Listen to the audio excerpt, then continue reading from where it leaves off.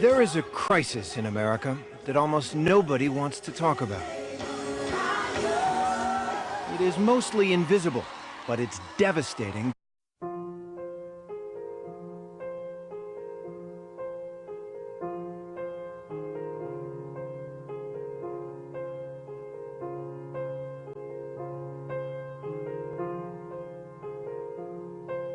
How many languages do you speak? None. Barely English.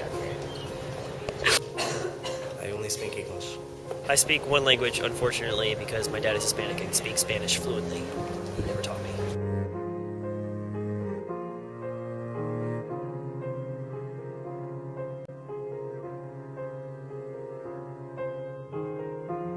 I only speak one language.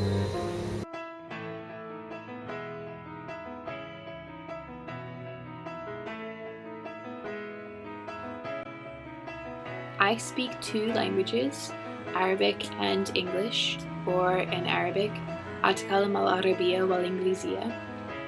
Hablo 2, casi 3 lenguajes. Sprechen Sie Deutsch? 我说中文说得不太好。 Je parle 3 langues, l'anglais, français et l'espagnol. אני מדברת עברית.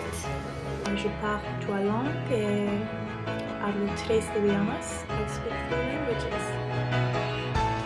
I think I do regret not learning a language anymore and not taking classes about it. Hola South America, I've got 2 of my dancers, Kat and Marco, to help me get across a very special message. Hola Sudamérica, aquí estamos yo, Kat y Marco aquí para darles un mensaje especial. Olá América do Sul, aqui estamos com Kat e Marco e estamos aqui para dar uma mensagem muito especial.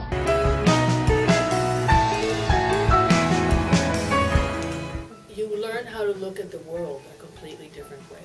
The more languages you know, the more you know the culture. Language and culture are completely intertwined, and it's just a way of viewing the world. I think it's a Czech proverb, and I don't know in Czech because I don't know Czech, that says something that to the effect that you live a new life for each new language that you learn, and I absolutely believe that's true. Those of us that have mastered a foreign language, you develop this whole new side to your identity. We see the world through language in many ways, and if you speak only one language, you think that what you're seeing is the world rather than the way you're seeing the world.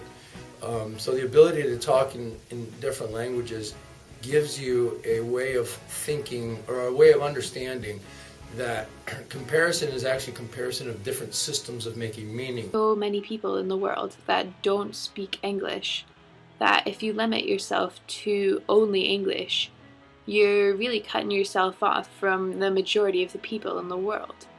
And I think that especially for Americans who have to fight the stereotype that we are self-centered and ignorant and unwilling and uninterested in learning about the rest of the world, that learning a second language is really one of the best ways to fight these assumptions.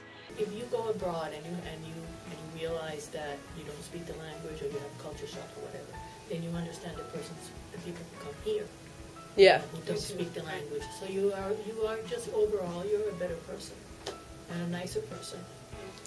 So the short answer, the ability to do nuanced comparative thinking. A large part of learning a language is learning about the culture that goes with it. And I think that if more Americans learn second languages, that a lot of the mistrust and misunderstandings between cultures would kind of fade away. I think learning more than one language is a great thing, especially for American students. Really opens your eyes to new experiences, you know, being able to talk to people in the street and give them directions or share little tidbits with people. Or even just eavesdropping is really fun.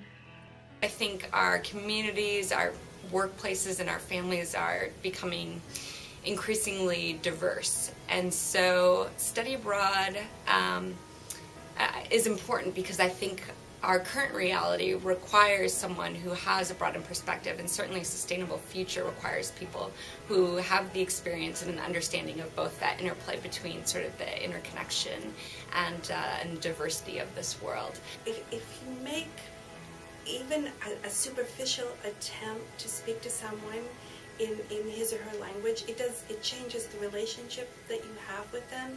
It shows them respect, and they feel much more sympathetic towards you. You are much likelier to have positive travel experiences if you make some attempt.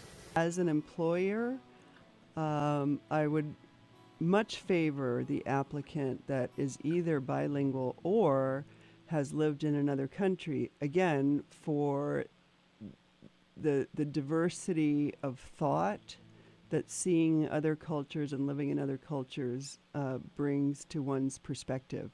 And again, in this global world now where we're not islands, I think it's more critical than ever that everybody in the workplace speak more than simply one language. And I have a brother that spent 5 years in Germany, and he didn't know German when he went, and all the people he worked with knew English very well. But he used to get up very early 3 days a week, and a woman came to give him German lessons because he said that it was a sign of respect to the Germans, and they respected you in return if you just made the attempt.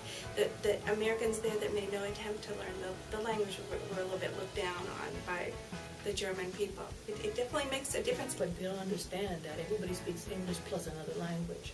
So you are at a disadvantage at all levels. I don't drive, so I take the streetcar, and I know all the streetcar drivers.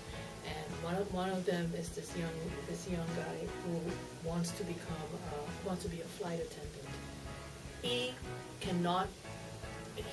is competing with people that speak another language, and he cannot get a job as a flight attendant.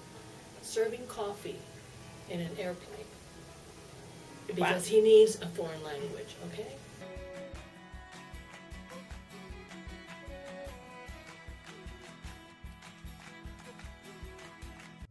When I was in Argentina, all of the other exchange students from Europe, from Asia, they all spoke English fluently, and they were there to learn Spanish. And they were all 18, 17, 16 like me.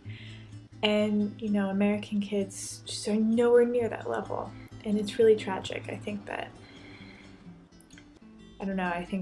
it's a real shame, and it's really an embarrassment, quite frankly. If it were given the importance that it deserves in terms of the society, learning, experience, everything, your education, if it was given the importance it deserves, it would be treated differently. Well, they don't test it on standardized tests, so until federally it's made a priority, I don't know that we'll see elementary schools scrambling to provide these services. I think it's seen as something extra, but not necessarily required as a basic part of education here. We have this a two-tiered system where really fine private schools teach foreign languages and do a good job, but public schools do not do that very well, which means you have college kids that have such a different preparations, and the students that have started at a younger age and have some experience to it have the advantage that in their education and in they're applying for jobs in all kinds of ways. So if education, not only languages, if education were a priority in this country, a really important priority, you would have the best people teaching, and you would have good salaries, and you would have good school systems, and you would have the best people, the best teachers, your best citizens teaching or going into education. Just because you speak a language doesn't mean you can teach it, for example.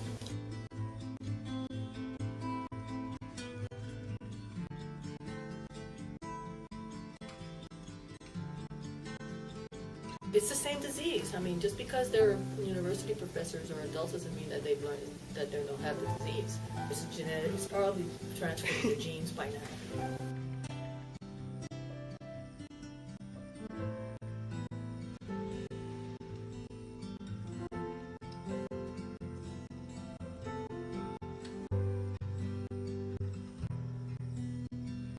And it's the imperialist view also. I mean, we're the empire, we're the center of the universe. Nobody else exists except us. We influence and export everything. So then, therefore, learn English. One rule that I teach everything from the very first introductory language course to 400 level, where we're reading novels, the great novels in Spanish. And I think the key, the problem with the way people come into the classroom thinking about language is they think of language itself as the end. Language is never the end, and you know what I mean, end versus means, right? What you do when you come into a class, whatever the name of the class is, that's the end. That's what you're supposed to be learning, right? So you go into a class, it's called Econ 201. You're learning economy, right? Now, how are you learning it? Well, you're learning it through language, through English, but English isn't the point, right? The point is learning about how economics work, etc. When you come into a language class, you try to pretend like language is the end, but language is always only a means. It's a means to get towards an end. So, for example, someone who's studying Spanish literature in Guatemala or Argentina, the end is literature, to understand how the world is constructed through these literary means differently. It's not Spanish, right?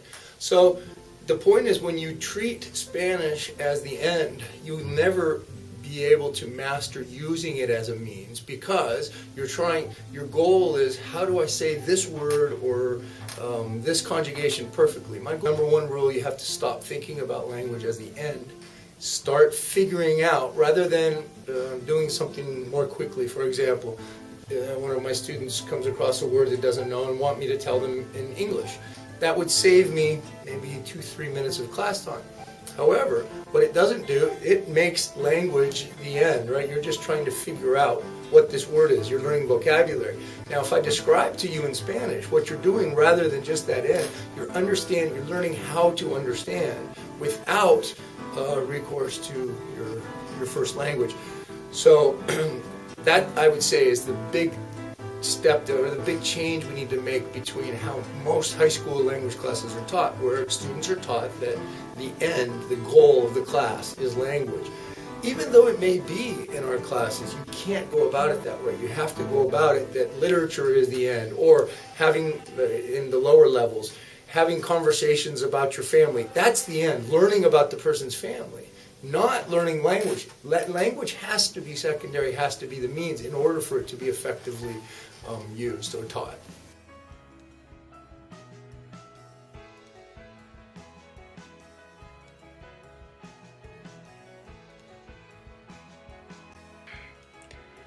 I think probably, if I were to tell somebody reasons to study abroad or to learn a new language, it's really an invaluable experience. You'll learn things about yourself that you never knew before. You realize that you can express things in a certain language that you can't in others, certain thoughts that are so much better articulated in Spanish or French than they would be in English.